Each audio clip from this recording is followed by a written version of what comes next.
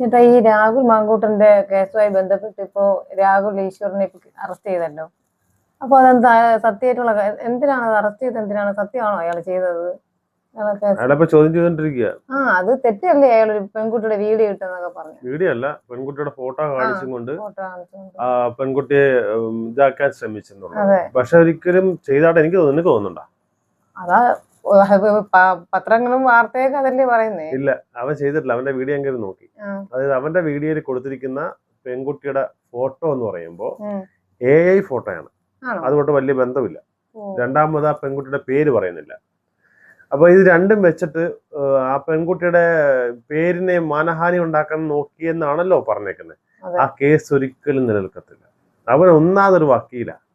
അവൻ അതിന്റെ ബുദ്ധിപൂർവ്വേ കളിക്കത്തുള്ളൂ. ഒരു കാരണവശാലും അവന് കേസ് ആർക്കെതിരെ കൊടുക്കാം, എനിക്കെതിരെ കൊടുക്കാമല്ലോ, ആർക്കെതിരെ കേസ് കൊടുക്കാം. പക്ഷെ കേസ് കൊടുത്തു എന്ന് കരുതി ഒരാളെ തോൽപ്പിക്കാനാവില്ല. കോടതിയിൽ പോയി കൃത്യമായ തെളിവ് ഹാജരാക്കണം.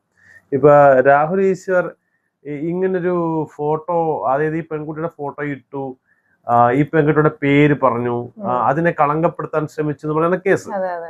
പക്ഷെ രാഹുൽ ഈശ്വർ ആ പെൺകുട്ടി എന്ന് മാത്രമേ പറയുന്നുള്ളൂ. പെൺകുട്ടിയുടെ പേര് പറയുന്നില്ല, വീട്ടുപേര് പറയുന്നില്ല, അതുപോലെ ജോലി ചെയ്ത സ്ഥാപനത്തിന്റെ പേര് പറയുന്നില്ല, ഇതൊന്നും തന്നെ പറയുന്നില്ല. അതിന്റെ കൂടെ കൊടുത്തിരിക്കുന്ന ഫോട്ടോ AI ഒരു ഫോട്ടോയാണ്. അപ്പൊ AI ഫോട്ടോ ഈ ഫോട്ടോ നമ്മൾ മാച്ചില്ല. ഈ പെൺകുട്ടിയുടെ മുഖവേ അല്ലത്. അപ്പൊ ഒരു പെൺകുട്ടിയെ കാണിച്ച് ഇത് AI വീഡിയോ, അത് ആ പെൺകുട്ടി എന്നാ പറയുന്നത്. മനസ്സിലായോ? അവനെ തൊടാൻ പറ്റത്തില്ല.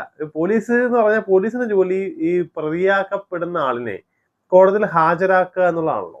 അപ്പോ ഒരാളൊരു പരാതിപ്പെട്ടാൽ ആ പരാതി സ്വീകരിക്കാതിരിക്കാൻ കഴിയില്ല.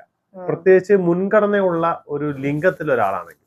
കോടതിയെ സംബന്ധിച്ച് സ്ത്രീകൾക്ക് മുൻഗണന ഉള്ളതുകൊണ്ട് അവരുടെ കേസുകൾ എടുക്കാതിരിക്കാൻ പറ്റത്തില്ല. അപ്പൊ കോടതിക്ക് കൊടുത്ത് അവിടെയാണ് നീതിന്യായങ്ങൾ നോക്കേണ്ടത്.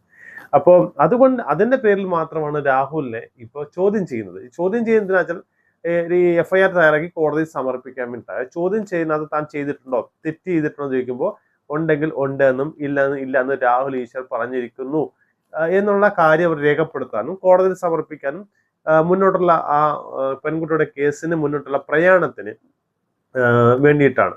അത് രാഹുൽ ഈശ്വർ അത് നിഷേധിക്കുകയും ചെയ്യും. ഒരിക്കലും അത് അംഗീകരിക്കില്ല. കാരണം അദ്ദേഹം ചെയ്തിട്ടില്ല. അതുകൊണ്ട് ഒരു വക്കീൽ എന്ന നിലയിൽ കൂടി അദ്ദേഹം ഒരു കാരണവശാൽ അത് ചെയ്തെന്ന് പറയില്ല, ചെയ്തിട്ടുമില്ല.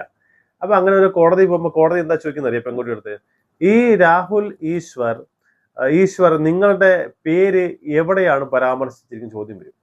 അപ്പൊ ഈ പെൺകുട്ടി എന്തോ എടുത്തിട്ട് കാണിക്കും? രണ്ടാമത് രാഹുൽ ഈശ്വറിന്റെ യൂട്യൂബിലാണല്ലോ ചെയ്തേക്കണേ, ഇനി സോഷ്യൽ മീഡിയയിലാണെങ്കിൽ അതും പറഞ്ഞിട്ടില്ല. അപ്പൊ രണ്ടാമത് ചോദിക്കുന്ന ചോദ്യമുണ്ട്, രാഹുൽ ഈശ്വർ നിങ്ങളുടെ ഫോട്ടോ പ്രദർശിപ്പിച്ചത് എവിടെയാണ്, ഏത് ചാനലിലാണ്? അപ്പൊ രാഹുൽ ഈശ്വറിന്റെ ചാനലില് അത് പെൺകുട്ടിയുടെ ഫോട്ടോ പ്രദർശിപ്പിച്ചിട്ടില്ല. അപ്പൊ അവിടെയും പാടി.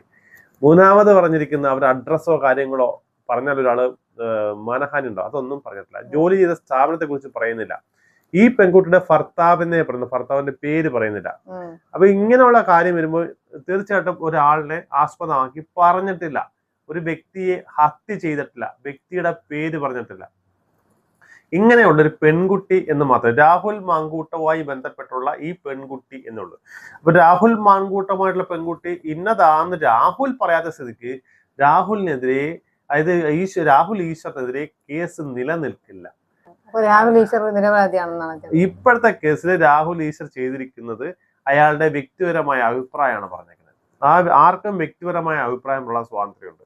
അദ്ദേഹം പറഞ്ഞേക്കുന്നത് എന്താണ്, ഈ രാഹുൽ മാങ്കൂട്ടവുമായി ബന്ധപ്പെട്ട ആ ലേഡിയായിട്ടുള്ള കാര്യങ്ങളുടെ സത്യാവസ്ഥ എന്തോ, നിജസ്ഥിതി എന്തോ അദ്ദേഹത്തിന് അറിയാമെന്നാണ്. അദ്ദേഹം അറിഞ്ഞത് പറഞ്ഞു. ആ പറഞ്ഞ കൂട്ടത്തിൽ ഫോട്ടോയോ പേരോ സ്ഥാപനത്തിന്റെ പേരോ വ്യക്തികളുടെ പേരോ പറഞ്ഞിട്ടില്ല. പിന്നെ എങ്ങനെയാണ് കേസ് നിൽക്കുക? ഈ പെൺകുട്ടി ആയതുകൊണ്ടും ആ പെൺകുട്ടിയുടെ കേസ് കോടതിയിൽ എത്തണം എന്ന് മുൻഗണന അനുസരിച്ച് പോലീസിന് കേസ് എടുക്കേണ്ടി വരും. ആ കേസിന്റെ അടിസ്ഥാനത്തിലാണ് ഇപ്പൊ എടുത്തിരിക്കുന്നത്. അതുകൊണ്ട് എല്ലാരും അങ്ങനെ ആദ്യം കിടന്ന് സന്തോഷിക്കണ്ട, അതങ്ങനൊന്നും അല്ല. പിന്നെ ജാമ്യം കിട്ടുന്ന വകുപ്പാ. കാരണം വെച്ചാൽ ഇയാൾ തെറ്റ് ചെയ്തായിട്ട് തെളിയിക്കാൻ പറ്റത്തില്ല ഒന്നാമത്. ഇപ്പൊ ജാമ്യം ഉറപ്പായിട്ടും കിട്ടും, അകത്ത് തോന്നിട്ട് അതൊക്കെ ഇറങ്ങും. അതായത് ഇവര് വക്കീൽ, അദ്ദേഹം വക്കീലിന്റെ നിയമവശങ്ങൾ അറിയാവുന്ന ഒരു വ്യക്തി എന്ന നിലയിൽ അദ്ദേഹത്തിന്റെ വായിൽ നിന്നും ഒരു കാരണവശാലും യാതൊരുവിധ പേരോ കാര്യങ്ങളോ ഉണ്ടാവത്തില്ല. അപ്പൊ അദ്ദേഹത്തിന്റെ അഭിപ്രായം പറയാനുള്ള സ്വാതന്ത്ര്യം നമ്മുടെ നാട്ടിലുണ്ട്. ഈ സ്വതന്ത്രം കിട്ടിയ രാജ്യമാണ്. ഇവിടെ വ്യക്തികൾക്ക് പ്രാധാന്യം വ്യക്തികൾക്ക് അഭിപ്രായ സ്വാതന്ത്ര്യവും അതുപോലെ സോഷ്യൽ മീഡിയയിലൂടെ അഭിപ്രായങ്ങൾ പറയാനുള്ള അവകാശവും ഉള്ള നാടാണ്. ഇവിടെ മറ്റു വ്യക്തികളുടെ പേരുകളെ അവരെ നശിപ്പിക്കുന്ന രീതിയിൽ കാര്യങ്ങൾ പറയാതെ ആർക്കും സ്വതന്ത്രമായിട്ട് സംസാരിക്കുവാൻ സാധിക്കും. അപ്പൊ അതിനെ മുടക്കാനോ അതിനെ ഖണ്ഡിക്കാനോ ഒരിക്കലും കോടതി അനുവദിക്കത്തില്ല. ഇപ്പൊ നടക്കാവുന്ന സംഭവം രാഹുൽ ഈശ്വറിനോട് സത്യസന്ധമായിട്ടാണ് ചെയ്തിരിക്കുന്നതെന്ന് പറയുകയും താങ്കൾക്ക് തുടരാം എന്നുമായിരിക്കും പറയാൻ പോകുന്നത്. ഞങ്ങളുടെ അഭിപ്രായം അതാണ്. നിങ്ങൾക്ക് എന്താണ് നിങ്ങളുടെ അഭിപ്രായം കമന്റ് ആയിട്ട് രേഖപ്പെടുത്താം.